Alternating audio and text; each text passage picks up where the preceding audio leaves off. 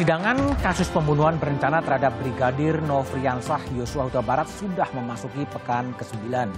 Satu demi satu orang-orang yang terlibat atau mengetahui kasus ini dihadirkan sebagai saksi. Tak terkecuali Putri Chandrawati. Majelis Hakim mencoba menggali informasi terkait dugaan kekerasan seksual yang dialami istri Verdi Sambo ini. Karena alasan kesusilaan, Majelis Hakim memutuskan menggelar sidang secara tertutup. Apa saja yang disampaikan Putri di sidang tertutup ini? Benarkah Majelis Hakim mendalami informasi terkait dugaan kekerasan seksual yang dialami Putri sebelum kasus pembunuhan terhadap Yosua terjadi? Inilah satu meja The Forum di balik sidang tertutup Putri. Apakah Anda berselingkuh dengan Joshua? Apakah Anda berselingkuh dengan Joshua di Magelang? Dan apakah Anda berselingkuh dengan Joshua selama di Magelang? Pada saat itu Anda menjawab apa? Tidak. Tidak. Anda tahu hasil jawabannya? Tidak. Tidak tahu juga. Tidak ada yang memberitahu kepada saudara? Tidak. Di sini Anda diindikasi berbohong.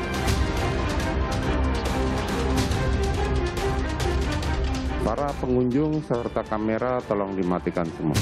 Terdakwa Richard Eliezer Budiang Lumiu, terdakwa Ricky Rizal Wibowo, dan terdakwa Kuat Ma'ruf menyatakan sidang tertutup.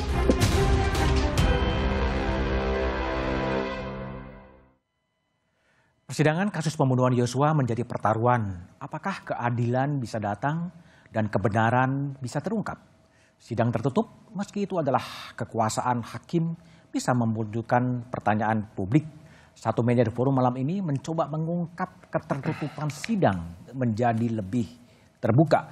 Di studio telah hadir dari ujung sebelah kanan Martin Lukas Simanjuntak. Malam, Bung Martin. Selamat kuasa malam. hukum keluarga Yosua. Di sebelah kanan saya ada Roni Talapesi, kuasa hukum Eliezer. Malam, Bang Roni. Di sebelah kiri saya ada Abdul Fikar Hajar, pengamat hukum pidana. Malam, Bang Fikar. Dan di ujung sebelah kiri ada Febri Diansah, kuasa hukum Putri Chandrawati. Dan melalui sambungan Zoom ada Nur Syahbani Kaca Sungkana, Ketua Pengurus Asosiasi LBH Apik Indonesia. Malam, Mbak Nur. Ya, sebelum saya memulai diskusi, kita coba lihat tayangan berikut ini. Drama perkara pembunuhan berencana terhadap Brigadir Yosua masih berlanjut di Pengadilan Negeri Jakarta Selatan. Puluhan saksi sudah dihadirkan di persidangan, hingga kesaksian yang paling ditunggu, yakni Putri Chandrawati alias PC.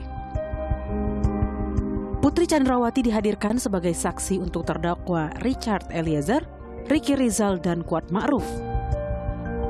Awalnya, sidang berlangsung terbuka kala PC menceritakan kronologi di Magelang.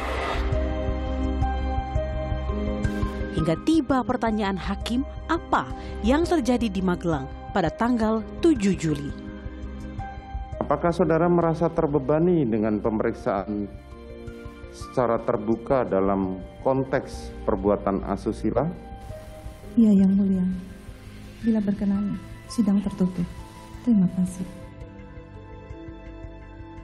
Baik, saudara penuntut umum, saudara penasihat hukum, seperti yang tadi saya sampaikan, sidang kita nyatakan tutup, ya, dan para pengunjung serta kamera tolong dimatikan semua.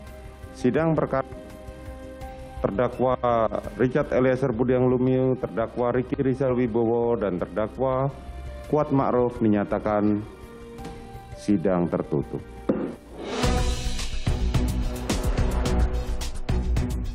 Dugaan adanya kekerasan seksual yang dilakukan korban, yakni Brigadir Yosua kepada PC, memicu polemik di mata publik. Benarkah itu terjadi? Adakah fakta baru terungkap di persidangan yang tertutup lebih dari 2 jam itu? Dan benarkah ini yang dimaksud pernyataan Menko Polhukam Mahfud MD pada Agustus lalu? Terkait motif Sambo yang hanya boleh didengar oleh orang dewasa. Ini sudah jelas pelakunya, tapi motifnya apa? Gitu. Lalu saya bilang, kalau motif biar dikonstruksikan hukumnya oleh Polri, jangan tanya ke saya gitu. Karena apa? Karena ini menurut saya sensitif. Apa sensitifnya? Ngangkut orang dewasa. Satu ya, pertama katanya pelecehan. Pelecehan itu apa sih? Apakah membuka baju atau apa? Gitu kan, itu untuk orang dewasa. Yang kedua katanya perselingkuhan 4 segi. Siapa yang bercinta dengan siapa? Gitu kan? Lalu yang ketiga ada yang terakhir yang muncul karena perkosa. Upaya usaha perkosaan lalu ditembak. Itu kan sensitif. Jadi yang buka tuh jangan saya bilang biar polisi aja, karena itu uraiannya panjang gitu. Nanti publik yang membuka kepada polisi yang membuka ke publik lalu dibuka di pengadilan oleh jaksa. Kalau tanya ke saya nanti malah salah. Banyak spekulasi di sidang tertutup. Saya akan tanya kepada Febri Diansah, kuasa hukum Putri Candrawati. Hampir 3 jam. Apa yang disampaikan dalam sidang tertutup itu sebetulnya?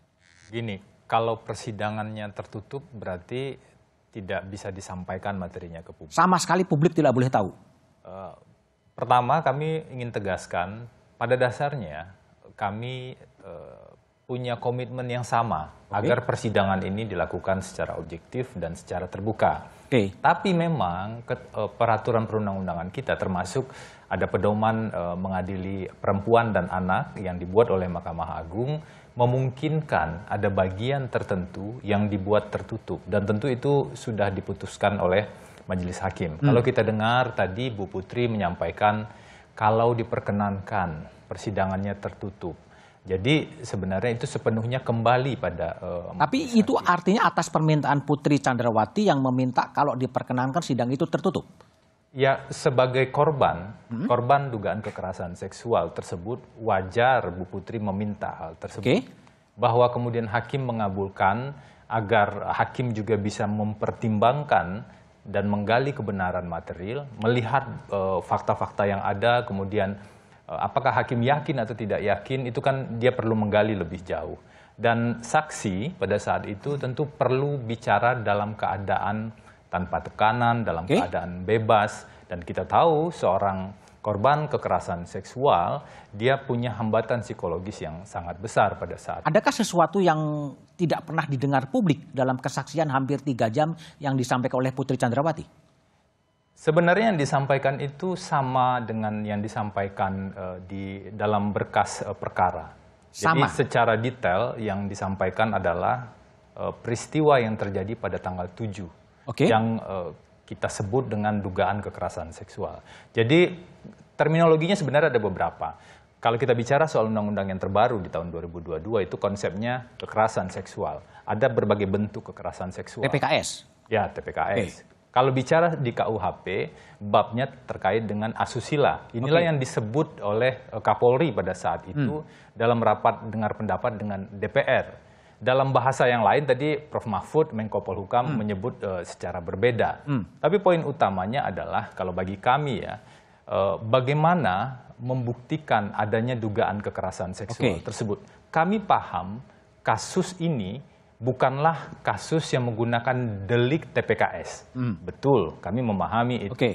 Tapi dalam rangkaian peristiwa pidana, dugaan pembunuhan atau pembunuhan berencana ini, ada satu peristiwa yang kami identifikasi terjadi pada tanggal 7, yaitu dugaan kekerasan seksual. Yang menjadi penyebab?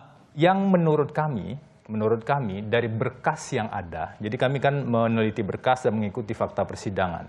Yang kami temukan adalah ada 4 bukti dugaan kekerasan seksual. 4 bukti ini mulai dari keterangan saksi, kemudian keterangan ahli, alat bukti surat, hasil pemeriksaan psikologi forensik yang dilakukan oleh ahli, yang diminta oleh penyidik Mabes Polri ya pada saat itu, bukan kuasa hukum. Dan yang keempat, ada yang disebut dengan bukti petunjuk. Dalam konteks ini adalah circumstantial evidence. Dan itu terungkap di Putri Candrawati ketika dalam sidang tertutup semua, diungkapkan? Bu Putri hanya mengungkapkan apa yang ia ketahui dan apa yang ia rasakan pada saat itu.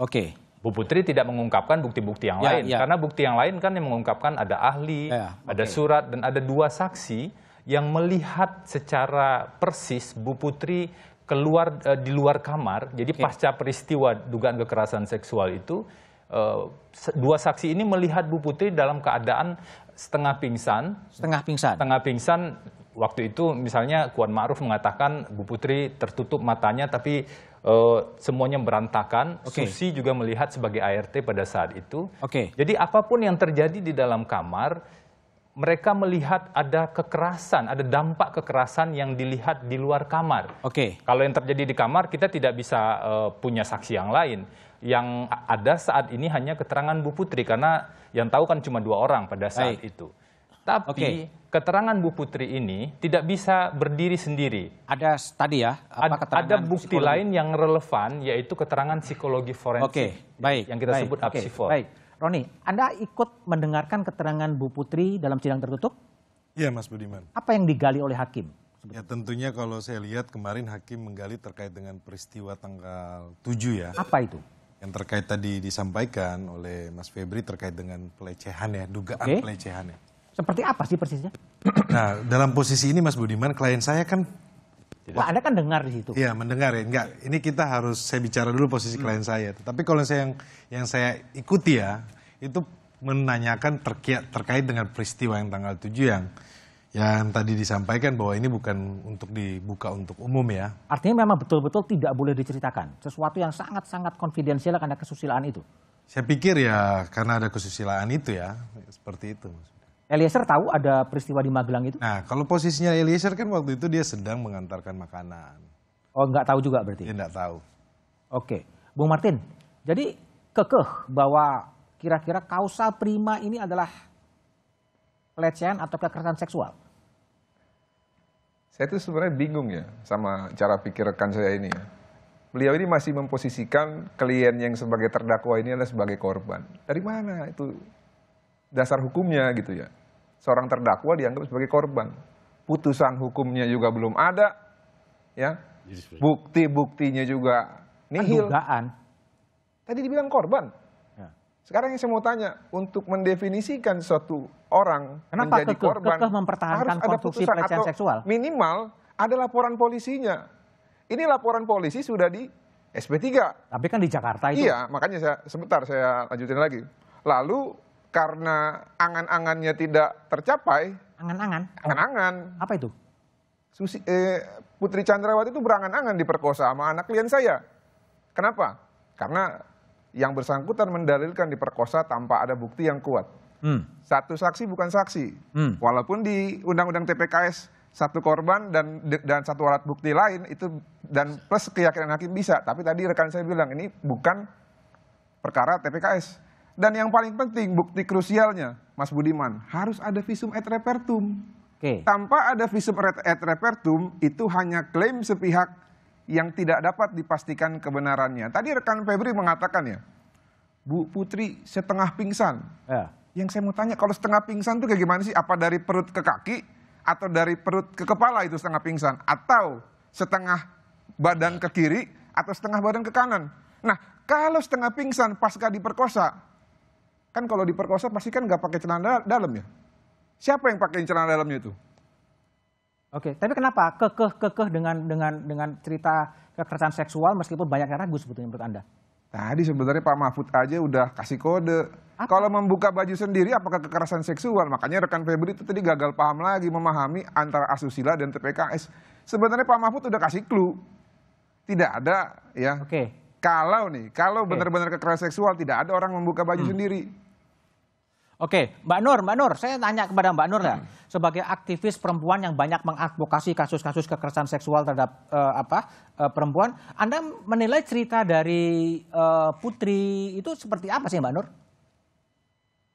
Ya, ini kan tidak bisa lihat sepotong ya. Harus dalam konteks keseluruhan kasus pembunuhan terhadap Joshua. Di mana ada senario awal yang dianggap gagal karena itu tadi di SP3 kan, yaitu pelecehan seksual sebagai motif, kemudian beralih lokusnya itu ke Magelang. Nah, pemeriksaan yang saat ini dilakukan terhadap PC atau baru saja dilakukan terhadap PC dengan sidang tertutup, itu kan pemeriksaan bukan sebagai korban. Bukan sebagai korban, tapi dalam konteks terdakwa, gitu. Nah, dalam hal itu waktu yang lalu saya mengatakan ini ada obstruction of justice. Siapa yang obstruction of justice, Mbak Nur? Jadi kedua, gitu. Karena yang obstruction of justice-nya kan sudah dibuktikan dengan diberhentikannya atau dipecat lewat pemeriksaan baik itu kode etik maupun yang lain gitu. Udah jelas ada obstruction of justice dan Ibu Putri menjadi bagian dari upaya obstruction of justice itu. Mbak Nur sebagai aktivis perempuan gimana sih menilai apakah ini memang patut diyakini memang terjadi kekerasan seksual atau sebaliknya sih sebetulnya kalau tadi menyebutkan ada obstruction of justice part 2 gitu? Iya, saya memang meragukan motif pelecehan seksual itu. Jadi karena pertama ada kebohongan itu yang merupakan obstruction of justice dan kemudian dibangun argumen baru ya yang benar mungkin yang dikatakan tadi ada 2 orang saksi. Tapi saksi-saksi itu adalah orang yang dibayar. Oke, tapi gini Mbak Nur, pertanyaan saya adalah kenapa sih Mbak Nur kelihatannya sebagai aktivis perempuan yang juga tapi tidak mempercayai bahwa narasi terjadi kekerasan seksual? Tapi jawaban Mbak Nur setelah jeda berikut ini aja.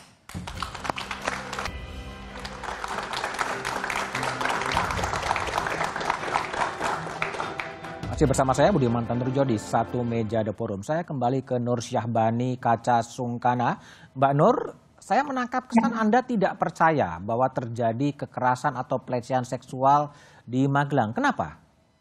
Ya, begini ya.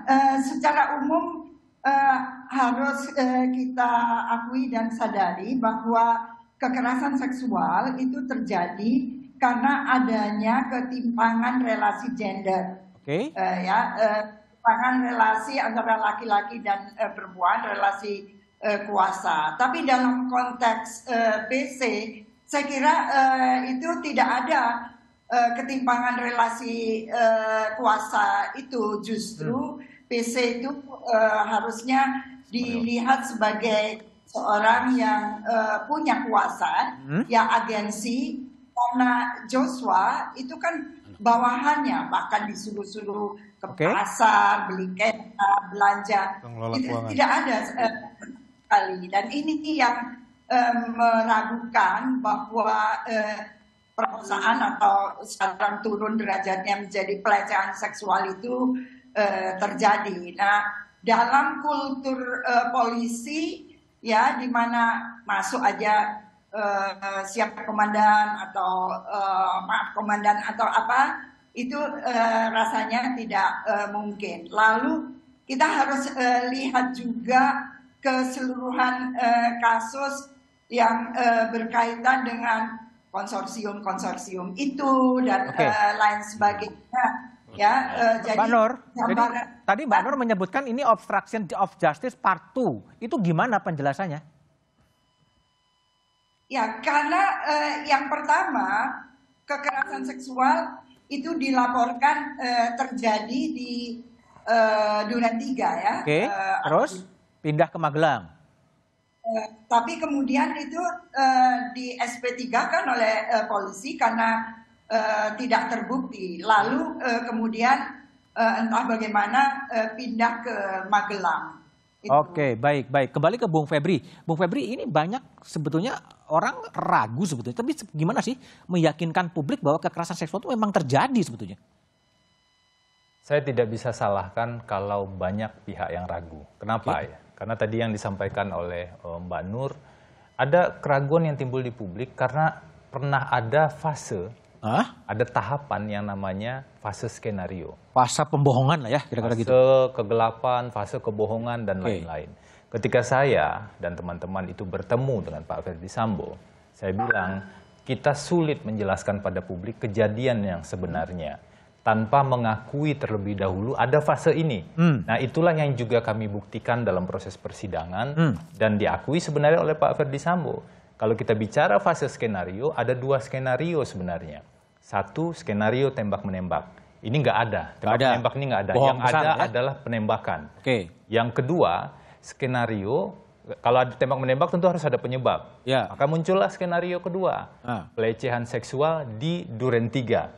Ini menurut saya dan kalau dilihat di fakta sidang sebenarnya confirm. Inilah 2 skenario. Dan bahkan kepada para saksi termasuk Richard kemarin kami tanya, ada nggak skenario lain selain 2 ini? Nggak ada. Artinya apa? Kita pisahkan dulu mana fase kegelapan dan mana fase berikutnya agar tidak tercampur. Itu yang pertama. Yang kedua, sebenarnya tidak tepat juga kalau mengatakan awalnya di Duren 3 kemudian pindah ke Magelang. Sebenarnya tidak tepat karena justru di fakta-fakta awal yang muncul itu peristiwa sebenarnya adalah dugaan kekerasan seksual di Magelang. Kami ketika baru menjadi kuasa hukum juga tentu tidak bisa langsung menelan sepenuhnya. Makanya kami lakukan verifikasi terhadap berkas-berkas yang ada. Tadi saya bilang ada 4 bukti ya. Nah, kalau kita baca lebih detail, hasil pemeriksaan psikologi forensik itu terkait dengan keterangan Bu Putri disebutkan misalnya, 1, keterangan tersebut konsisten. Itu bukan kami yang menyebut ya. Konsisten apanya? Konsisten terkait dengan peristiwa dugaan kekerasan seksual di Magelang. Yang kedua, tidak ada indikasi malinggering. Malinggering atau kebohongan yang disampaikan. Yang ketiga, keterangan tersebut sesuai dengan indikator kredibel. Ini psikolog forensik yang menyampaikan. Jadi ada bukti-bukti yang... Buktinya itu ya, yang dimiliki nanti ya? tentu jaksa juga akan menghadirkan, bukti karena lagi itu ya? bukti surat dan bukti ahli. Bisa dielaborasi lebih lanjut. Bung Fikar. Sebelumnya, Bang, tambahan sedikit lagi. Kita juga perlu ingat, Komnas Perempuan sebenarnya pernah menyampaikan ada dugaan kekerasan seksual dan Komnas HAM merekomendasikan agar dugaan kekerasan seksual ini diusut lebih lanjut yang di Magelang. Jadi nggak tiba-tiba Bung Fikar, muncul. sebagai ahli hukum pidana, ini gimana sebuah pelecehan, kekerasan atau pelecehan yang dugaan pelakunya juga meninggal dan nggak ada saksi, gimana? Iya, ya kalau melihat prinsip pidananya ya begitu pelakunya meninggal selesai sebenarnya. Selesai, tidak ada penuntutan. Tapi kalau dikembang-kembangkan terus? Nah ini kan kaitannya dengan menjadi motif dia, menjadi motif ketika kemudian terjadi ada penembakan itu. Gitu. Nah ini yang kemudian dibuka terus gitu, seolah-olah memang ada motif-motif ini gitu. Nah itu yang saya kira. Jadi kalau menurut feeling Anda ini gimana? Ini memang sesuatu yang tadi Mbak Nur kan mengatakan ini obstruction of justice part 2 lah kira-kira. Ya. Kalau Anda lihat? Ya saya juga sependapat begitu. Ya artinya ini sebenarnya. Sependapat begitu tuh kekerasan seksualnya nggak ada gitu maksudnya? Iya. Lalu kenapa nembak? Nah itu yang kemudian dia terlalu termakan oleh perkataan istrinya itu. Oh jadi karena istrinya bercerita begini-begini. Nah itu yang menurut saya. Sumbu pendek, hajar, kira-kira gitu. Menjadi tidak rasional orang laki-laki kan. Begitu istrinya merasa diganggu langsung kemudian dia timbul tanpa ada klarifikasi kejadiannya yang sebenarnya. Oke, kita coba lihat ya tayangan bagian dari pemeriksaan di persidangan. Saudara punya hubungan apa dengan Yosua? Maksudnya? Ada hubungan yang lebih dari sekedar ajudan dengan atasan? Yosua adalah driver saya. Ya. Dia saya anggap sebagai anak kami. Oke. Hanya itu saja? Iya. Tidak ada hubungan romantis di antara kalian berdua? Tidak ada. Tidak ada. Baik. Saudara pernah dites poligraf, bukan? Lie detector. Iya, pernah. Pernah. Anda tahu ditanyanya tentang apa? Saya lupa. Lupa. Bisa lebih digali lagi mungkin ingatannya? Coba tenang dulu. Karena saksi tidak ingat, maka kami akan bacakan pertanyaannya. Baik, silakan. Sebentar yang mulia. Dalam pertanyaan, apakah Anda berselingkuh dengan Joshua? Apakah Anda berselingkuh dengan Joshua di Magelang? Dan apakah Anda berselingkuh dengan Joshua selama di Magelang? Pada saat itu Anda menjawab apa? Tidak. Tidak. Anda tahu hasil jawabannya? Tidak. Tidak tahu juga. Tidak ada yang memberitahu kepada saudara. Tidak. Di sini Anda diindikasi berbohong. Bagaimana dengan ini? Saya tidak tahu. Anda tidak tahu sama sekali? Tidak. Baik. Itu adalah bagian bagaimana jaksa mengejar kesaksian dari Putri. Bung Fikar, kenapa jaksa memainkan strategi dengan mengungkapkan tes kebohongan segala? Kenapa dikejar itu sebenarnya? Ya, karena itu kan yang menjadi motif gitu, ya. Bahwa ada pembunuhan yang sudah terjadi dengan penembakan itu satu realitas yang tidak bisa dibantah itu, ya. Saksi siapapun pasti akan membenarkan gitu. Tetapi motif ini kan juga menjadi penting ketika ingin meletakkan tanggung jawab atas perbuatan itu sesungguhnya ada di mana gitu. Jaksa mengungkapkan hasil tes kebohongan dan mengatakan itu bohong. Sebetulnya jaksa untuk melemahkan sebuah skenario bahwa terjadi pelecehan seksual. Ya, menurut saya sebenarnya jaksa berpendapat begitu, tidak ada kekerasan seksual itu. Tetapi menjadi sangat mungkin ada motif lain gitu. Cuma itu tidak terungkap gitu. Itu yang. Dan cara jaksa untuk melemahkan skenario itu dengan membuka tes kebohongan itu. Tes kebohongan itu gitu. Jadi dengan membuka tes kebohongan itu kan akan kelihatan gitu. Sebenarnya motif yang sesungguhnya bukan itu, ada motif lain. Motif apa?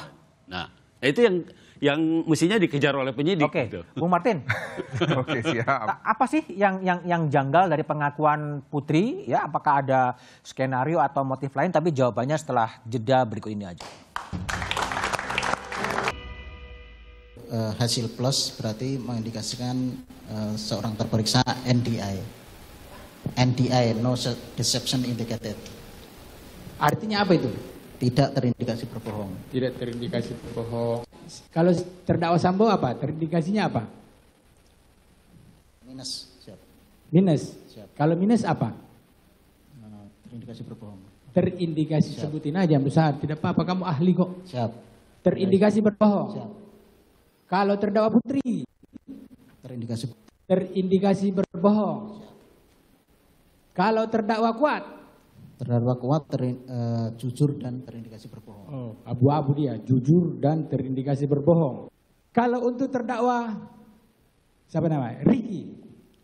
Untuk saudara Ricky pertanyaannya sama seperti saudara Kuat Ma'ruf dan hasilnya dua-duanya jujur. Hasilnya dua-duanya jujur.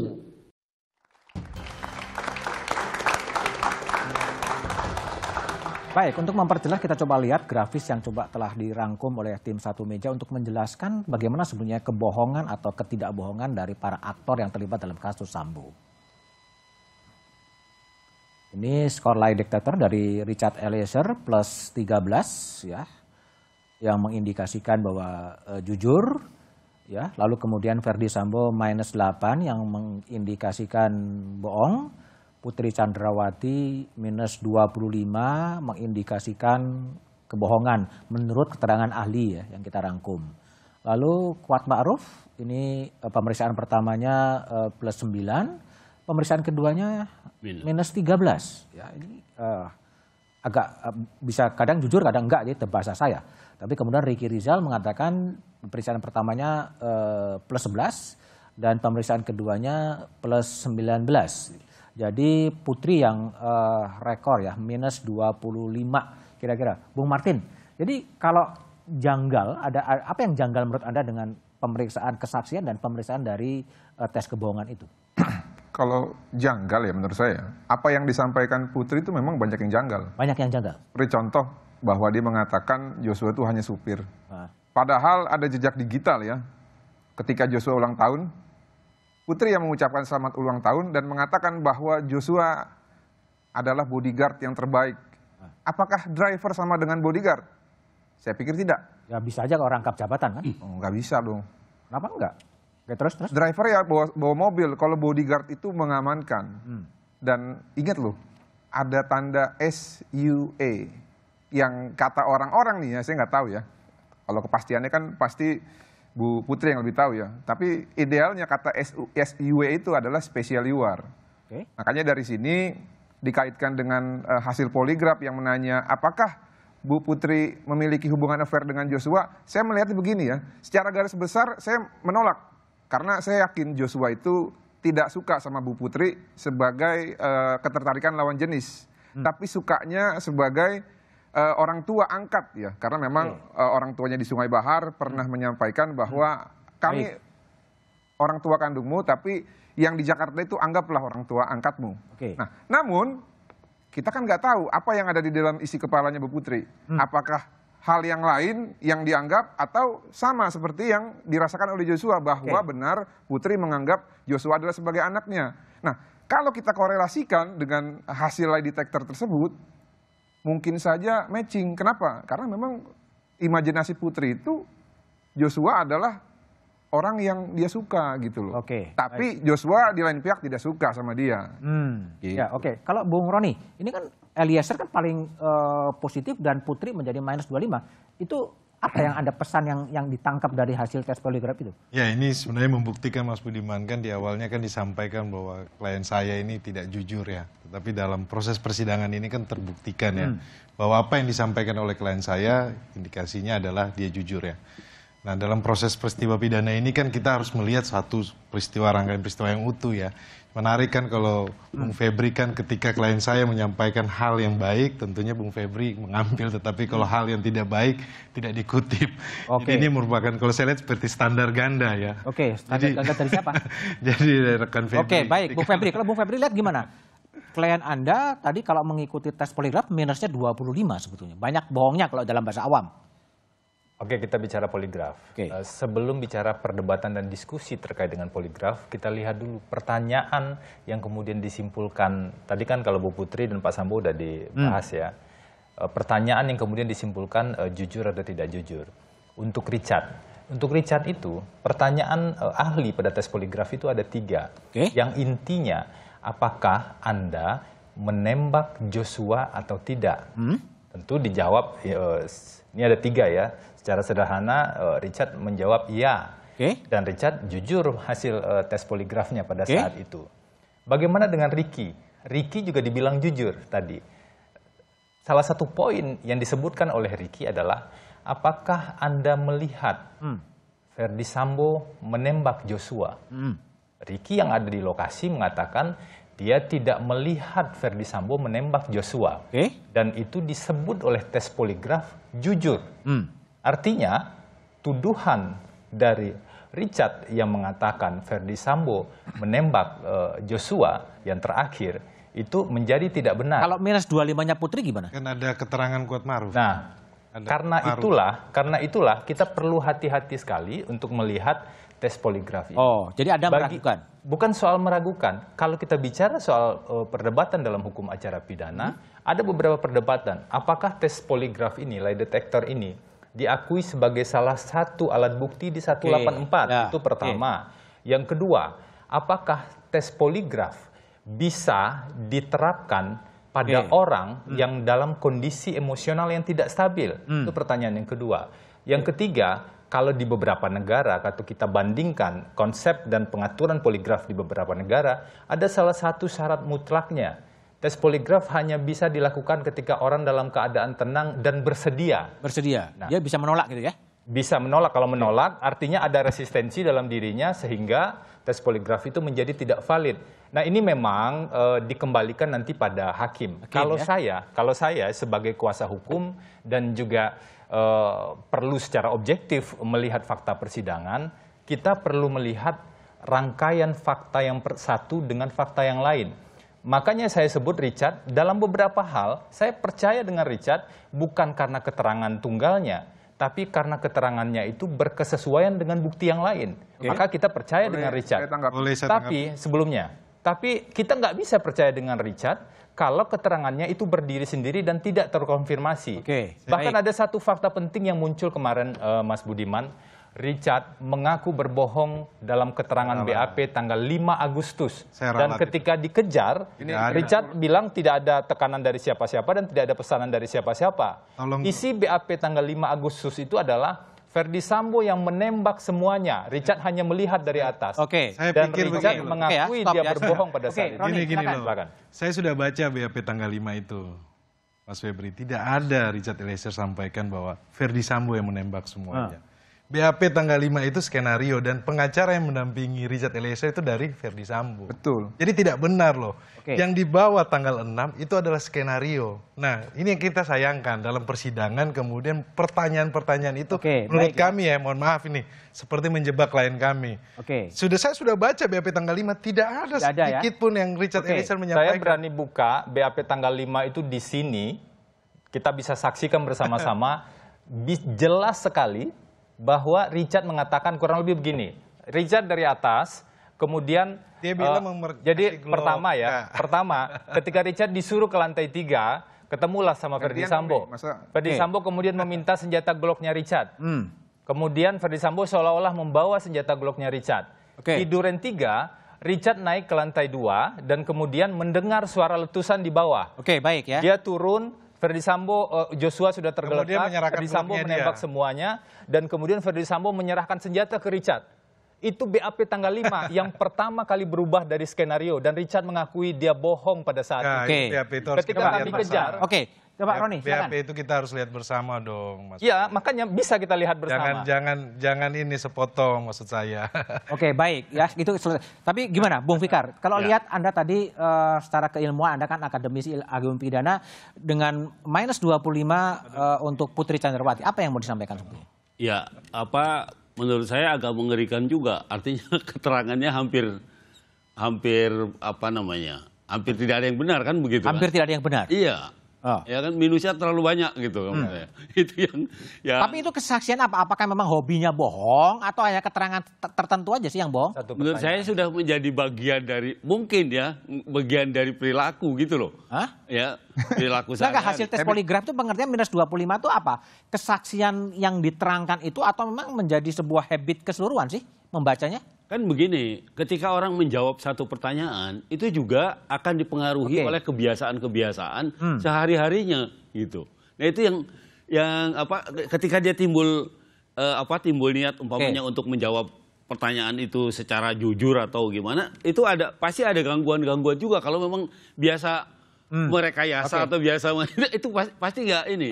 Baik. Kayak ke Mbak Nur, Mbak Nur yang memang sering sekali untuk menangani kekerasan seksual, tapi dalam proses pembuktian ya terjadi atau tidak terjadinya kekerasan atau pelecehan seksual itu gimana sih? Betapa sulitnya atau betapa mudahnya? Tapi jawabannya setelah jeda berikut ini.